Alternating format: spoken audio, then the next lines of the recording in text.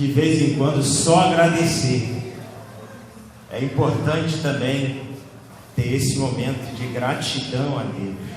Obrigado, Deus, pela minha família, obrigado pelos amigos, obrigado pela saúde, obrigado por estar vivo, obrigado por esse dia de sol, obrigado por essa igreja, obrigado quem está ao meu lado hoje, obrigado.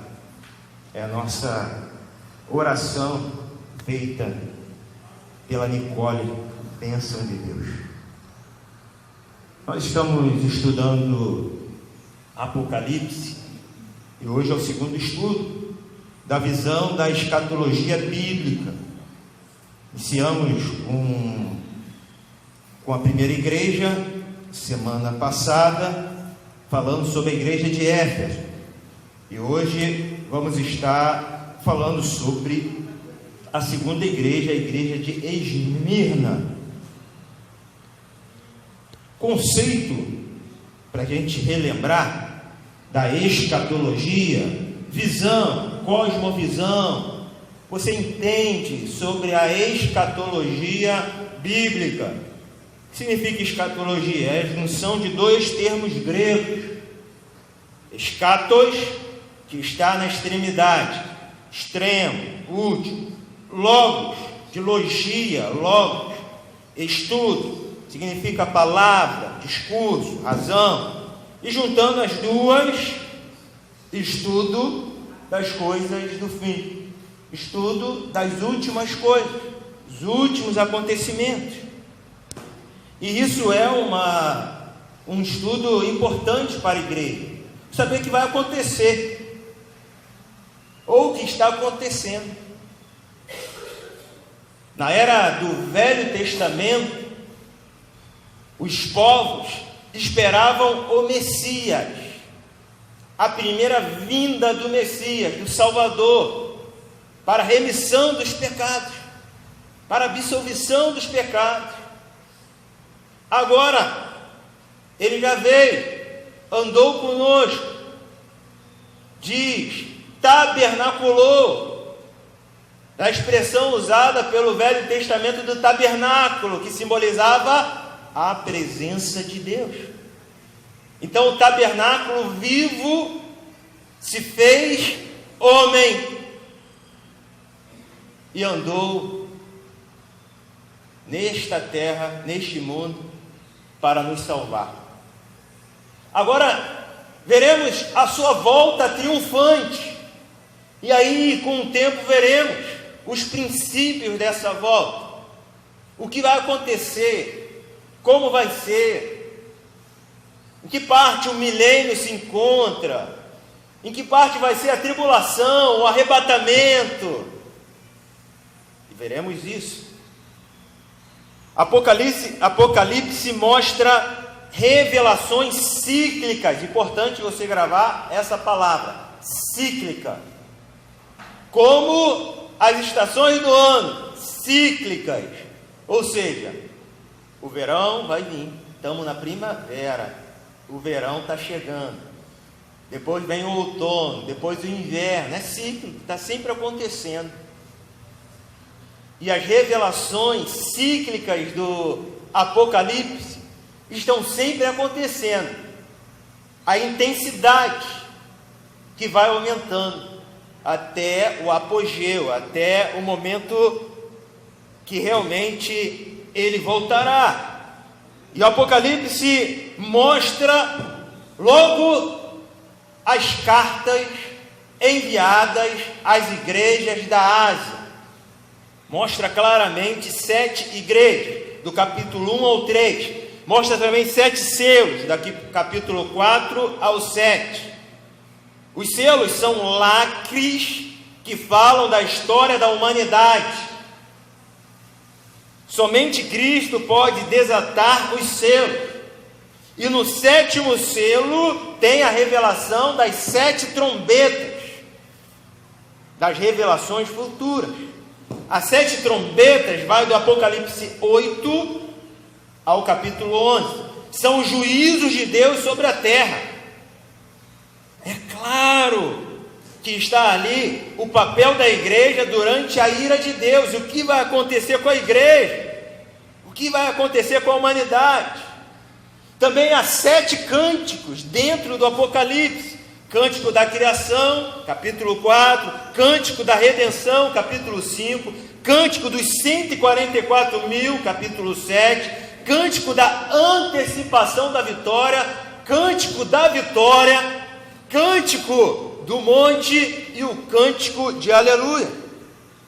Ao perceber todas essas características introdutórias, o assunto que mais chama a nossa atenção são os sinais do fim. Mas ela inicia apontando as 7 igrejas que estavam na Ásia. Nós percebemos assim que tem uma característica da carta enviada a essas 7 igrejas como um início, um preâmbulo do fim dos tempos. Essa visão nos traz então Jesus andando no meio dos 7 candeeiros, com 7 estrelas na sua mão direita. E percebemos que essas 7 estrelas são os anjos das 7 igrejas. E os 7 candeeiros são as 7 igrejas. Já vimos isso. Significa que Jesus está dentro da igreja, com a igreja. Ele pertence à igreja, ele é o dono da igreja. E nós somos seus servos, seus seguidores. Estamos debaixo da autoridade de Deus. Toda a igreja, os anjos, as estrelas, tudo está debaixo da autoridade de Deus.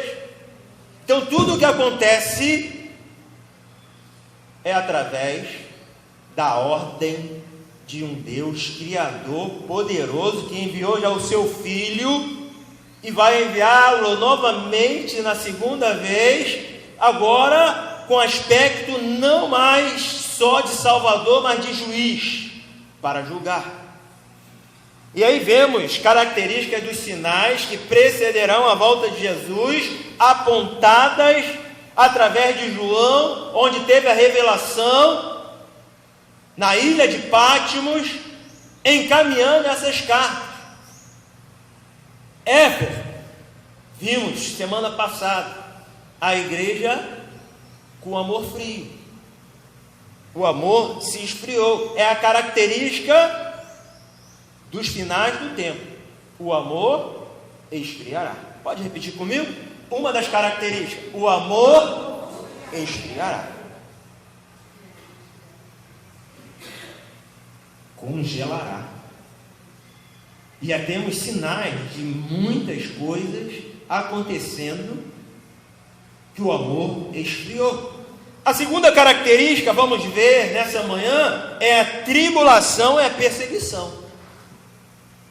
Semana passada o pastor colocou a característica de todas as 7 ainda de Atos, de Coríntios. Vamos devagar, né?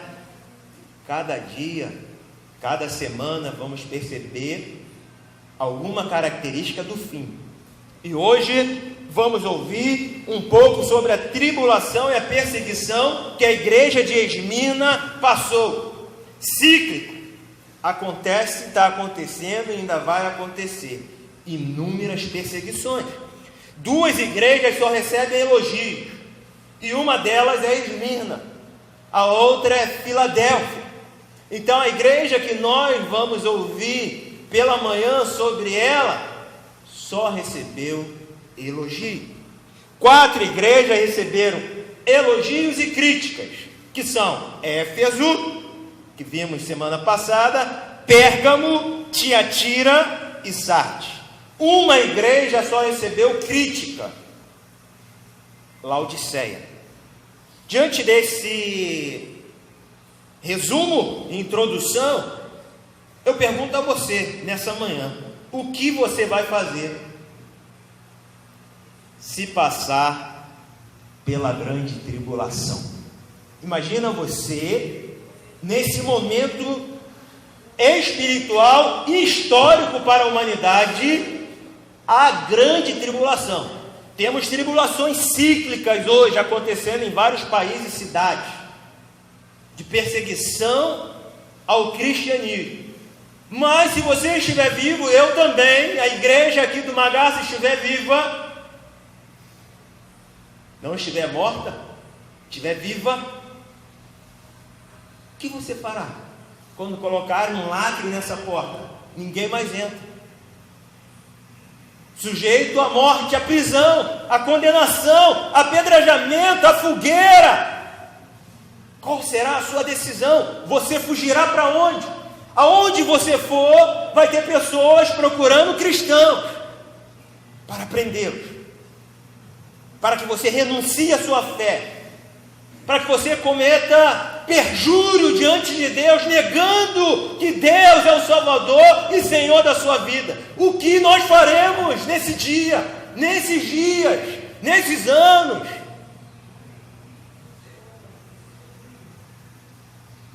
Deixa chegar. Mas antes de chegar, muitos já estão renunciando, somente por sentir fagulhas do final dos tempos, por ser pressionado na escola, ele desiste, na faculdade, pressionado a sua fé, ele diz que não é cristão, nega Jesus. Ao pressionado no seu trabalho, ele conta piadas que não convém, que faz chacota ao cristianismo e ao próprio Jesus, ao próprio Senhor. Ao você pressionado em algum lugar, você solta uma palavra contrária ao cristianismo. Imagina nesses dias, muitos serão mortos por amar Jesus. E aí eu fico pensando na minha família, no meu filho, na minha esposa, nos meus pais. Como vou protegê-los? Cada um vai ser responsável por si só. Quem está do meu lado, o meu filho pode falar: não creio mais em Deus.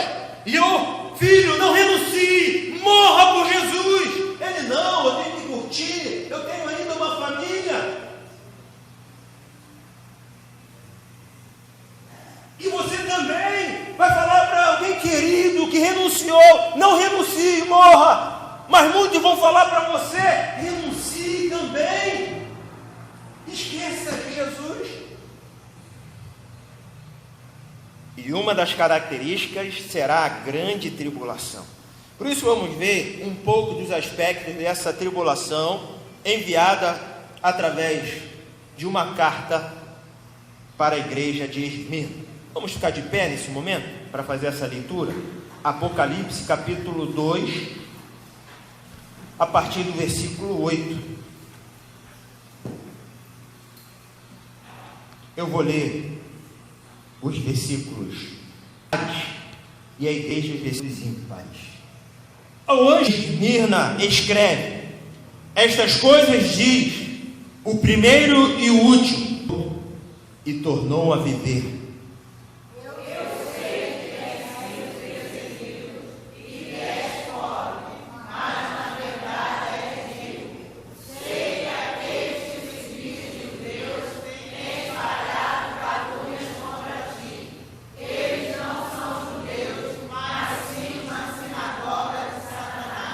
Não temas as coisas que tens de sofrer.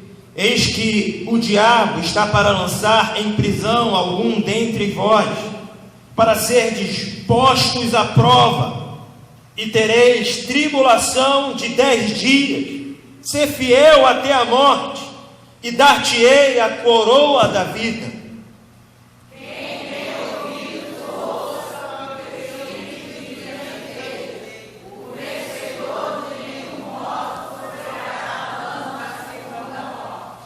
Senhor Deus, abençoa a Tua palavra que estamos lendo. Abençoa, Deus, a Tua palavra através dessa mensagem. Fale conosco, é o que eu te peço, em nome de Jesus, amém. Pode se assentar. O título eu coloquei: Esmirna, a igreja que enfrentou a perseguição e o martírio. Vamos repetir? Esmirna, a igreja que enfrentou a perseguição e o martírio. Esmirna significa mirra. Mirra, um perfume. Tem cheiro agradável, mas sabor amargo. Cheiro agradável, mas o sabor amargo. O pastor da igreja de Esmirna chamava Policarpo. Policarpo de Esmirna, um grande homem de Deus, chegou aos seus 86 anos de Deus, 86 anos, com Deus, trabalhando na obra, exercendo o seu ministério naquela cidade. Mas houve uma grande perseguição, e ele foi preso, condenado à morte. Condenação, ser queimado vivo diante da população, para que sirva de exemplo, que todos aqueles que seguem a Cristo também serão mortos, assim como seu líder, Policarpo. E ele foi persuadido, boa Ruth, várias vezes: desiste, renuncie, diga que não ama Deus, que Deus não é bom. Mas ele diz: por 86 anos Deus foi muito bom comigo. Em todos os momentos eu vi a sua mão poderosa. Não posso blasfemar contra aquele que só me deu coisas boas em toda a minha vida. Coloque ele no fogo, soldados. Colocaram ele no fogo. E dizem a história que o seu rosto brilhava. E o seu testemunho até hoje é contado nas igrejas, fora da igreja, de um mártir que não negou a sua fé diante de uma perseguição e de uma condenação tão cruel, ao ponto que dizem que o fogo que jogou não queimava ele, e teve que um soldado pegar uma lança e cravar em seu coração, para que ele pudesse ser morto e ser condenado por não negar a sua fé. Isso aconteceu quando a igreja estava sendo perseguida. Eu coloquei alguns imperadores dessa época que odiavam o cristianismo. Olha as perseguições. Perseguição sobre Nero, na época de Nero, sobre o tempo de Domiciano, sobre Trajano. Domiciano foi na época... Passa mais um, por favor, para a gente ver aqui as perseguições. Nessa época de 60 a 324, início da igreja. A igreja foi muito perseguida. E todos esses imperadores não gostavam de cristãos. Queriam em sua política os cristãos fora dela. E queriam limpar as suas cidades e colocar cada cristão enterrado fora de suas cidades. E essas perseguições tomou por anos a igreja, mas a igreja não parou, a igreja continuou fiel ao Senhor. Todos esses, e a maior perseguição foi na época do imperador Diocleciano. Mas todos esses aqui não tinham misericórdia dos cristãos, queria a morte deles, e muitos foram aprisionados. Mas dentro desse momento existe uma igreja, dentro dessa perseguição, dentro dessa cidade, dentro da época da liderança desses imperadores, a igreja de Esmirna e muitas outras também. Mas Esmirna só leva elogios, porque Deus falou: conheça as suas obras, e que eram boas, obras boas, representando a igreja do Senhor Jesus, fazer o bem, pregar o evangelho, sem distinção de raça, cor, pregar o evangelho. Vi as suas tribulações e sofrimento. A carta enviada diz: eu vi. Quem viu? Deus viu a tribulação que essa igreja passou, dos irmãos que passaram por momentos terríveis, mas continuaram fiéis ao Senhor. Conheça a sua pobreza material. Eles eram pobres, uma igreja simples, no meio de uma cidade que estava prosperando, próximo aos portos, uma cidade comercial, muito rica, mas a sua igreja era pobre, mas eles eram fiéis. A riqueza deles, Deus fala que é espiritual. Vocês são ricos na fé. É como nós dizemos, né? Somos ricos na fé, ricos em Deus, prósperos em Deus, em receber a maior riqueza deste mundo, a salvação. Vamos observar aí o mapa da igreja, que está localizada ali. Não sei se você consegue enxergar. Tem uma seta vermelha ali que aponta para a região da Ásia, aonde foi enviada a carta para as 7 igrejas, e elas estão ali: Éfeso, Esmirna, Laodiceia. Elas estão ali. Ali, ó, tem a ilha de Pátio, da onde foi escrito o livro da Revelação de Apocalipse, enviado a essas 7 igrejas, aos 7 anjos que estavam nessa igreja.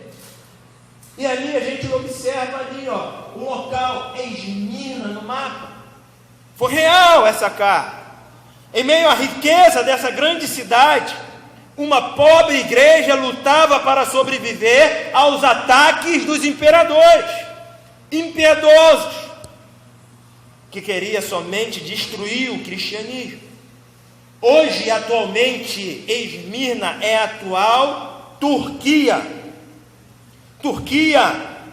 mais exatamente em Izmir.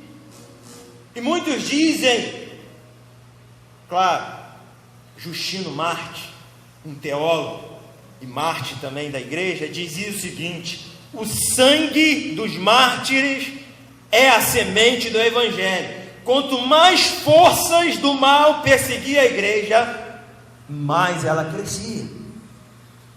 Não em quantidade, mas em qualidade, em santidade, em perseverança daqueles que se negaram a viver longe de Deus. Olha aonde é a ilha de Pátio, também a região ali da Grécia, aonde João teve aquela revelação. Ilha de Pátio está escuro, não dá para ver, mas ali é uma ilha, um mar, onde ele foi aprisionado, João, e dali ele escreveu essas 7 cartas. Mas no mapa a seguir, vemos melhor Patmos, uma ilhazinha. A primeira carta enviada para Éfeso, depois Esmirna, depois para Pérgamo, Tiatira, Sardes, Filadélfia e Laodiceia. Essas 7 igrejas foram enviadas essas cartas anunciando as características dos últimos dias. E é isso. E a gente observa que o impacto foi muito grande dessas cartas. Mas a perseguição continua, não parou. E se você abrir no site, chegar em casa, no Google, colocar portas abertas, perseguição, você vai ver o mapa das 50 países, passa mais um, mais intolerantes ao evangelho. São 50. E ali eu coloquei uma seta onde representa Esmirna. Esmirna hoje é o 31º em perseguição. Esmirna ali ainda está sendo perseguida com novo nome, chamado de Turquia. Está ainda sendo intolerante ao Evangelho. Mas eles continuam fiéis. Muitos missionários naquele local, missionários internacionais, que estão ali para pregar o Evangelho, ao ponto de muitos deles serem perseguidos, negarem trabalho a eles, negarem aluguel de casas a eles, só quando se identifica como cristão. E nós devemos estar atentos, porque a perseguição pode mudar. O Brasil não está nessa lista, irmãos e caros. Não estamos aqui. O Brasil não está. Mas como eu falei, é cíclico. Hoje não está, mas amanhã pode mudar. E nós passarmos a estar na lista de intolerância. Mas se você observar, aqui no Rio de Janeiro, no Brasil, existem inúmeras pessoas que odeiam você, porque você é cristão. Não podem te prender hoje, mas podem falar mal de você, pode te caluniar. Mas ainda bem que nossa Constituição nos dá liberdade para pregar, para ter a nossa consciência aberta, que somos cristãos, para quem quiser ouvir. A porta está aberta da igreja para quem quiser estar ouvindo a palavra de Deus. Em outros lugares não existe. Olha as ruínas de Esmirna. Se você for à Turquia, existe um local chamado Ágora, e lá está alguns restos dessa cidade, que não existe mais. Agora atualmente é a Turquia, mas se você observar, está um pouco escuro, mas essa é um local onde muitos cristãos foram mortos, perseguidos, de uma igreja viva que não se rendeu aos caprichos daqueles imperadores, não renunciaram à sua fé. Naquele local existia inúmeros centros pagãos. Eles adoravam aos deuses Apolo, Cibele, é o nome, Afrodite, Zeus, Asclépio e muitos outros. O culto também ao imperador era estabelecido ao ponto de queimar incenso ao nome desses imperadores, essas autoridades, recebendo a adoração daqueles homens que viam o seu imperador como um Deus, como um ser santo. E essas ideias foram muito difundidas, pois Roma dominava esses territórios, e o imperador era tido como o senhor deles, o dono deles. Mas aqueles que eram cristãos tinham pedido a sua aforria. Agora o dono deles era Jesus, o Filho de Deus. Agora eles seguiam a Jesus, eram cristãos e negavam toda a artimanha maligna desses imperadores de buscar adoração para si. Olha, outras ruínas de Esmirna. São locais que ainda existem, mas em ruínas. Outras fotos de Esmirna. Atualmente a cidade, Turquia, olha como está bem desenvolvida atualmente. É uma cidade turística. Sua área urbana é bastante movimentada. Olha quantos carros, quanta o centro comercial. Mas lá ainda há muita perseguição. Sua beleza é digna de uma grande metrópole. Olha os prédios, arranha-céus, próximo ao mar, aos portos ali, onde tem estabelecimentos de uma grande economia. E diante disso tudo, eu pergunto para você: quais os sinais das tribulações?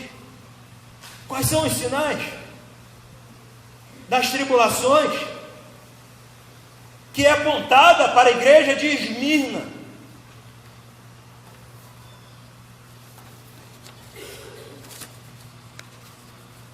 Falsos deuses.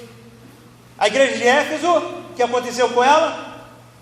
Esfriar o amor. O que mais que pode acontecer apontando os sinais das tribulações que estão por vir? Engano, falsos profetas, religiões que estão nascendo com o propósito de enganar até muitos cristãos.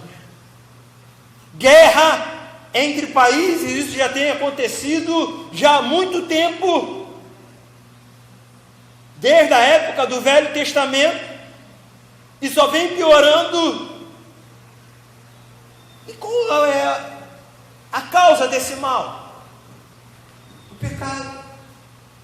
Eu e você, o homem desobedeceu a Deus e foi degenerando a mente do homem, foi só pensando em si mesmo, em si próprio, no individualismo.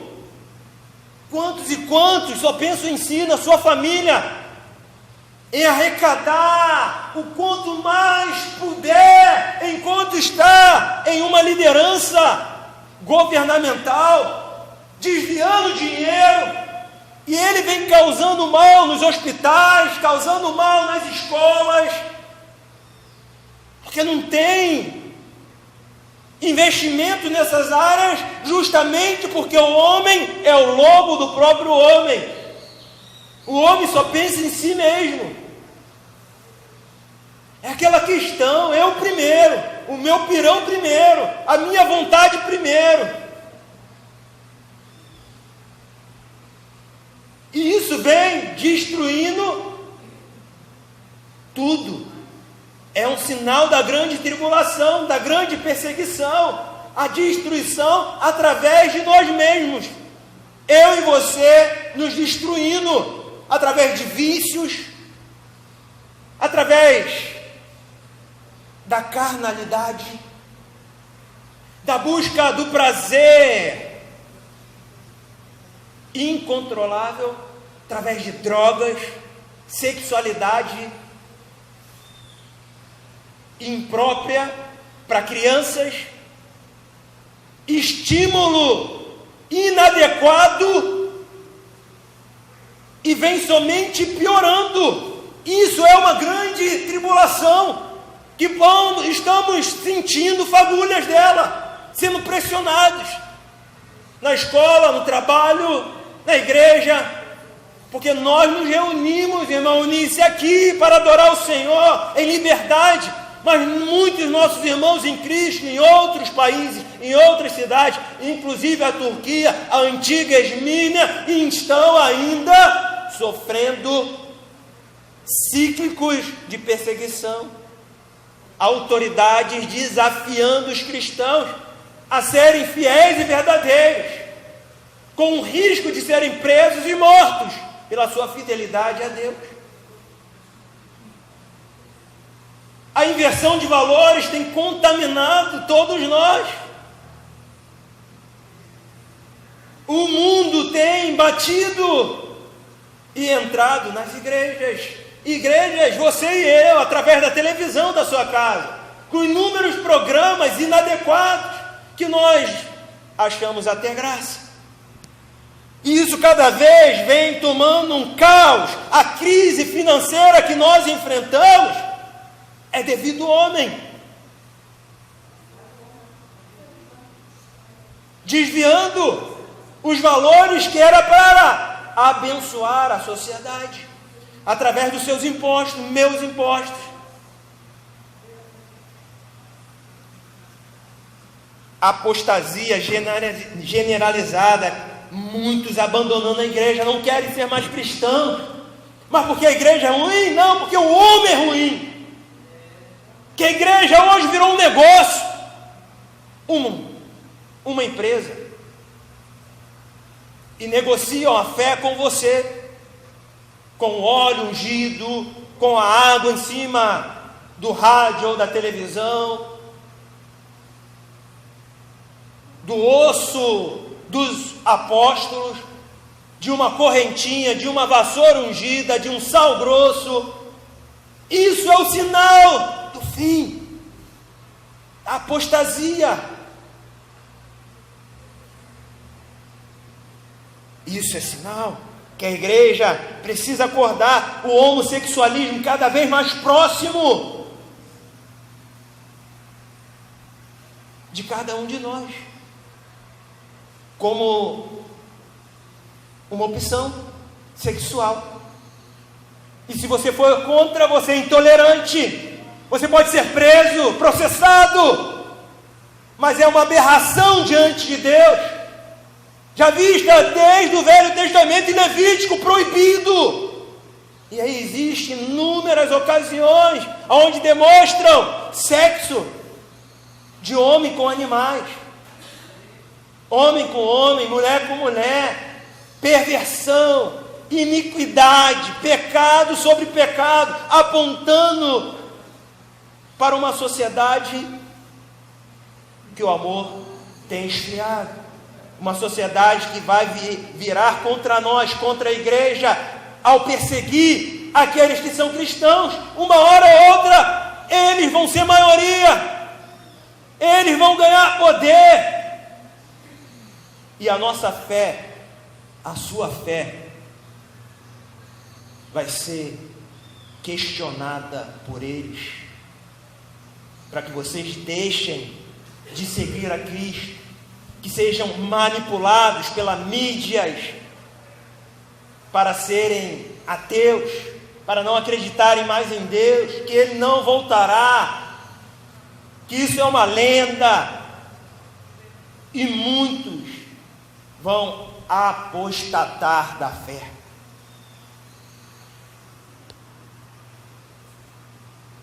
Muitos vão abandonar a fé, ou nunca foram realmente convertidos. Foi a emoção, foi o desejo que foi colocado de uma maneira equivocada, que se a pessoa viesse para a igreja seria bem sucedida, e ao contrário, se vier para a igreja ela vai ser orientada a se arrepender dos seus pecados, a confessá-los diante de Deus e procurar viver em santidade, ao ponto que a sua santidade, o seu amor a Deus possa trazer perseguições, problemas aonde ele estiver, porque ele não mente, ele fala a verdade, ele não negocia a sua fé, ele não rouba, ele não desvia o dinheiro, ele não pega o que não é dele. E isso tudo traz, diante de uma sociedade corrupta, ilegal, o desejo de te eliminar. Mas a tua eliminação é um testemunho vivo diante de Deus, como foi dos mártires, um testemunho fiel de você não ter abandonado a sua fé, de você ter continuado firme diante de Deus. E para encerrar, qual o objetivo da tribulação e da perseguição? Qual o objetivo desse sofrimento? Por que vamos passar, ou nossos irmãos em Cristo estão passando? Porque eles não se mudam para o Brasil? Porque não pagamos a passagem deles para eles estarem aqui conosco em comunhão?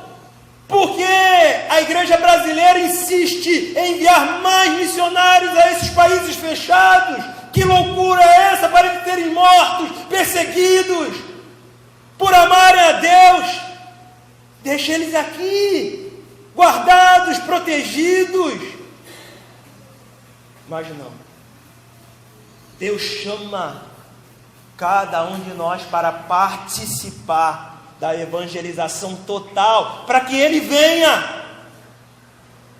Enquanto não for totalizado a mensagem de Deus em todas as etnias, ainda há que se pregar, e a igreja enviar os seus missionários, a igreja enviar as suas ofertas, contribuir com a evangelização mundial. Mas existe muito sofrimento. Olha o que acontece, são presos, enforcados,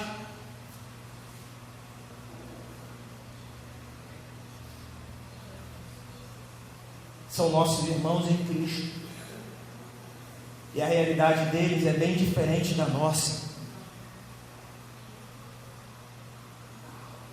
E o que nós podemos fazer? Na Turquia,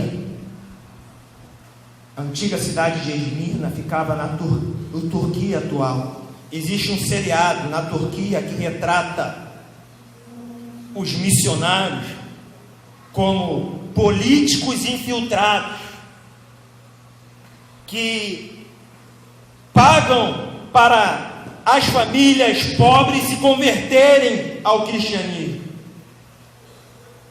Esse seriado também retrata os cristãos como traficantes de órgãos envolvidos com a máfia e com a prostituição.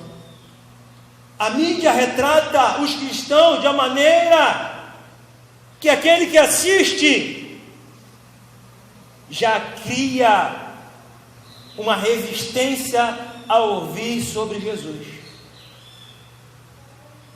A perseguição pode ser através das mídias, aonde aquele que não teve contato ainda com o cristianismo, com o evangelho, cria já uma indisposição, uma barreira, um obstáculo.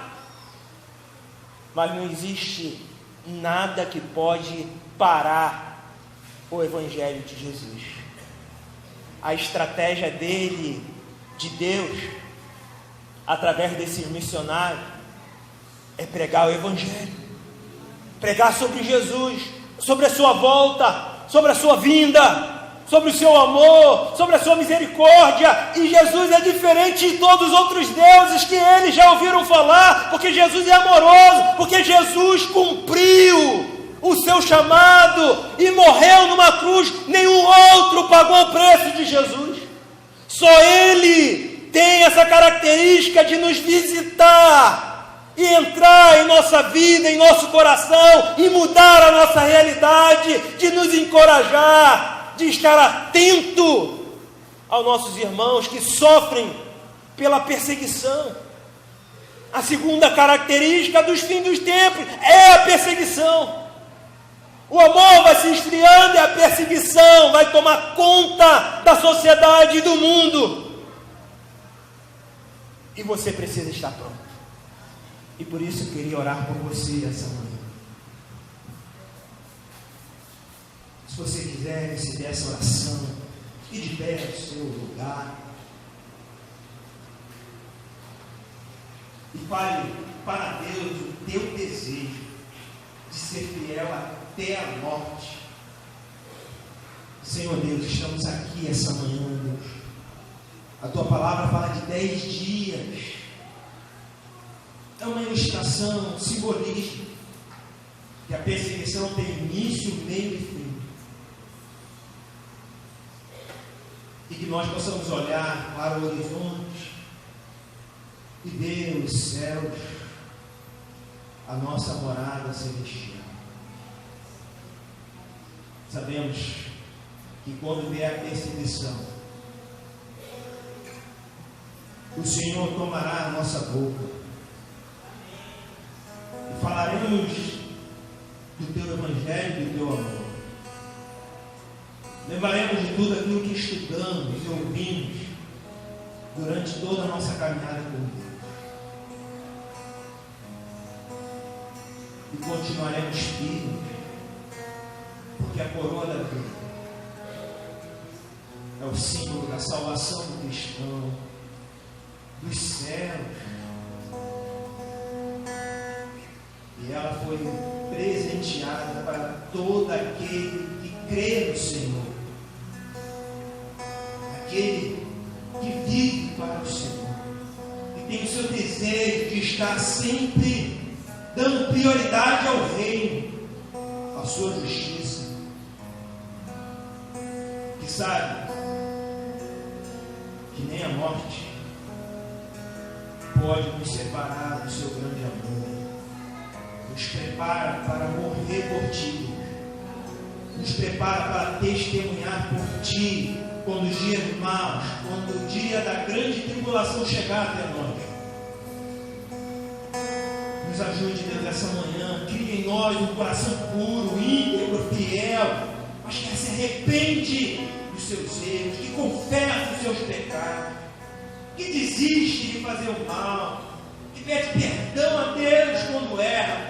Deus, queremos ser fiéis a Ti e sermos reconhecidos como fiéis a Ti, como cristãos verdadeiros, autênticos, que não negociam a sua fé, que vivem para o Teu louvor, para a Tua glória, que querem mais de Ti, que querem se aprofundar em águas profundas.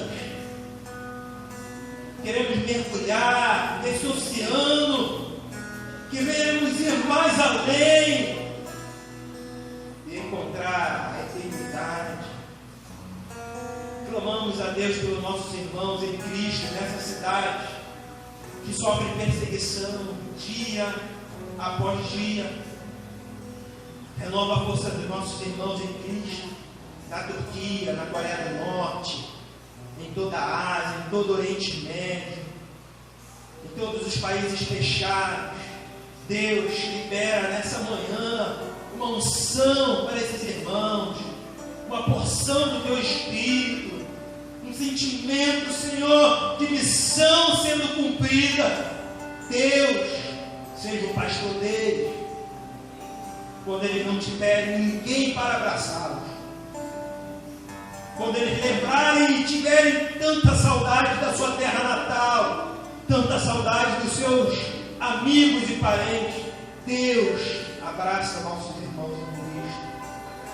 Que a perseguição, que a tribulação, que a distância nada vem pará-los, para que o Senhor venha. Abençoe os missionários locais aqui também, Deus, em nosso Brasil, Deus, pregando para os índios, tentando traduzir a Bíblia para a língua deles, tanto esforço nessa tradução, e muitas vezes não são lembrados por ninguém. Deus, manifesta o Teu poder. Dê uma mente, Deus, maravilhosa para esses tradutores da Tua palavra, que não desistem, que abandonaram tudo e todos por um amor maravilhoso, um amor intangível, um amor inefável. Abençoa a vida deles e as nossas também. Prepara, Senhor, crianças, jovens, dê ousadia aos adultos, aos nossos anciãos, de avançar aqui em nosso bairro, através dos pequenos grupos. Traz em nosso coração a vontade de participar e ajudar nos clubes bíblicos com as crianças, nas atividades da nossa igreja. Deus, nos anima, Deus, nos encoraja, nos apoia, Deus, que nosso lar possa ter paz, nosso lar possa ser bem-aventurado e feliz, para possamos sair, Deus, e evangelizar. É o que eu te peço nessa manhã, Deus, em nome de Jesus. Que Deus te abençoe, em nome de Jesus. Pode se assentar. Nós vamos dar início à Assembleia da Igreja. E eu peço a você que é membro dessa igreja, participe. Não saia não, fique. É importante a sua presença nos trabalhos administrativos da igreja. Se você é visitante, não tem interesse de participar dessa igreja, volte à noite. Mas se você tem interesse de participar dessa igreja, é visitante, você quer ser membro dessa igreja, se aproxime dela através da Assembleia. Gaste o seu tempo para conhecer como nós funcionamos, como é a nossa realidade, como é a nossa transparência, como decidimos as coisas. A única coisa é que você não vai poder votar, mas você pode estar ouvindo e entendendo como nós funcionamos. Amém? Que Deus te abençoe. Vamos iniciar a nossa assembleia. Se você tiver que se retirar, em silêncio, sem conversa, tenha um bom almoço, tenha uma boa tarde e volte à noite. Vamos ter um culto muito abençoado. Vamos ter aqui à noite o aniversário do Ministério Diaconal com consagração de novos diáconos. Então venha participar e venha valorizar. De vez em quando só agradecer. É importante também ter esse momento de gratidão a Deus. Obrigado, Deus, pela minha família, obrigado pelos amigos, obrigado pela saúde, obrigado por estar vivo, obrigado por esse dia de sol, obrigado por essa igreja, obrigado quem está ao meu lado hoje, obrigado. É a nossa oração feita pela Nicole, bênção de Deus. Nós estamos estudando Apocalipse e hoje é o segundo estudo da visão da escatologia bíblica. Iniciamos com a primeira igreja semana passada, falando sobre a igreja de Éfeso, e hoje vamos estar falando sobre a segunda igreja, a igreja de Esmirna. Conceito para a gente relembrar da escatologia, visão, cosmovisão. Você entende sobre a escatologia bíblica? O que significa escatologia? É a junção de dois termos gregos: escatos, que está na extremidade, extremo, último; logos, de logia, logos, estudo, significa palavra, discurso, razão, e juntando as duas, estudo das coisas do fim, estudo das últimas coisas, os últimos acontecimentos. E isso é um estudo importante para a igreja, saber o que vai acontecer, ou o que está acontecendo. Na era do Velho Testamento, os povos esperavam o Messias.